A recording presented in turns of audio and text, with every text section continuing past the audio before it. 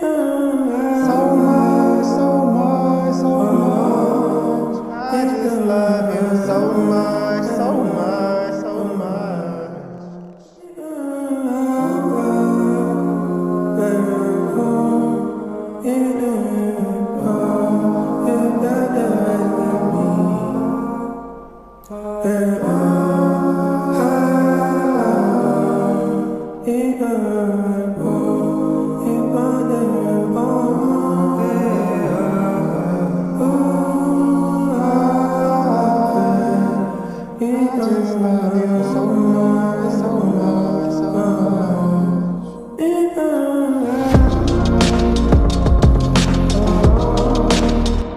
So from the perspective of a person such as yourself, who's played such an integral part in the richness of the Motown history, you know, everyone that I looked up to in this industry looked up to you guys for inspiration. So I always wondered, like, who was y'all's inspiration back then, and actually what are some of the things that still motivate you to this day?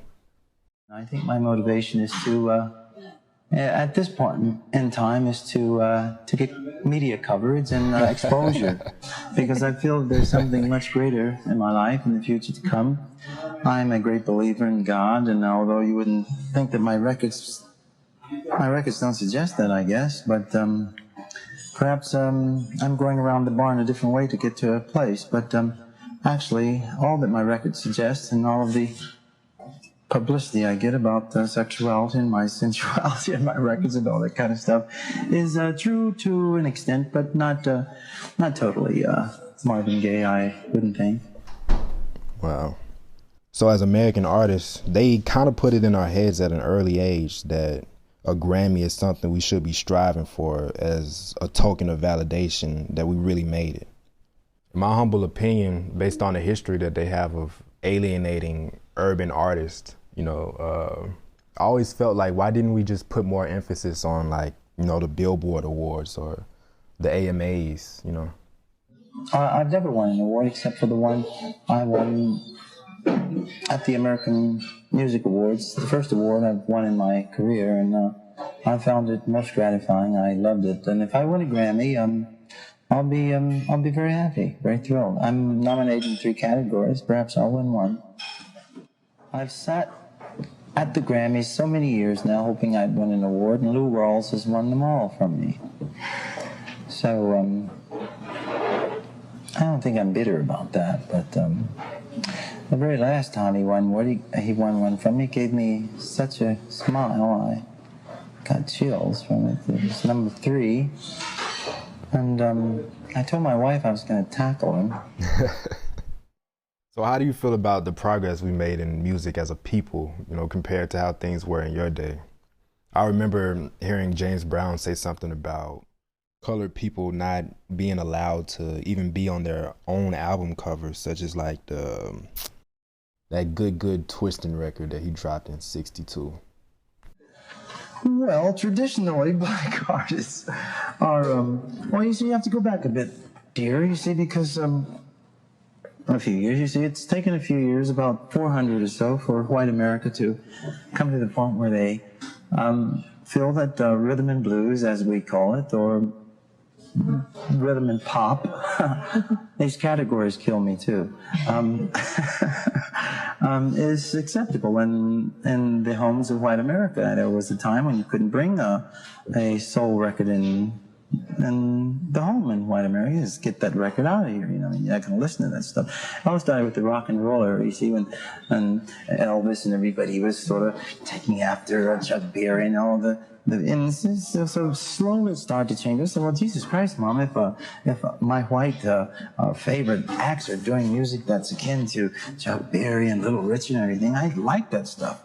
But okay, it's okay, you can bring that in here. But Mom, it's the same music, really, basically, that the black people are doing. It sort of changed it around a little bit. It's a white artist doing it, but basically it's the same stuff. We have, but it's a white artist doing it. It's okay, it's acceptable. We don't want any black artists doing it here because it's too raw. You see, it's simply a matter of blending and coming together. Music is universal. Music belongs to no one.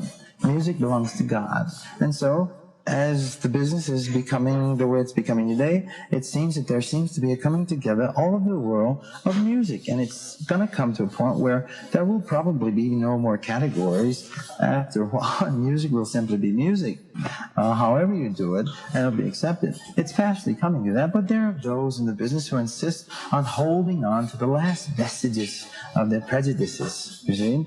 Meaning, a little simple thing like winning an American Music Award and then winning in all the categories, and then you watch the television the next day, and then you want to see yourself in your category, and they say, and the pop singer of the year is blah, blah, blah, blah, blah, Roger Dalton or blah, blah, blah, any white pop act. And then they'll go back down the list, and then you don't see any rhythm and blues acts on the TV. It's like we're not prestigious enough to put who won in the black soul categories. So my last question before we get out of here, I know you're a busy man. Something we actually have in common, I heard you speak about dealing with manic depression or, being bipolar 2.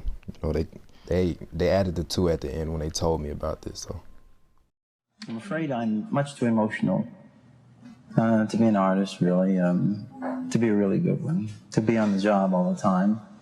I guard my heart pretty well these days because I'm afraid if I ever fell in love again and I met the wrong woman, I don't imagine I'll live.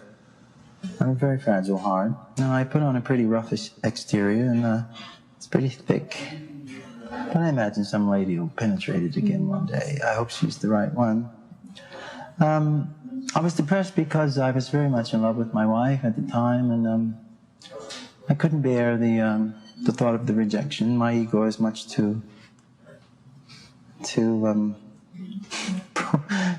heavy, or whatever I want to say, too big, too wild, too whatever, to accept rejection. And I was rejected, and I had to learn the lessons of rejection, and it's done a great deal to heal my ego and to make me realize that I am probably not the king of the earth as I've always felt I was. Righteous. There it is. I appreciate your time, man. Appreciate you. All right, ready?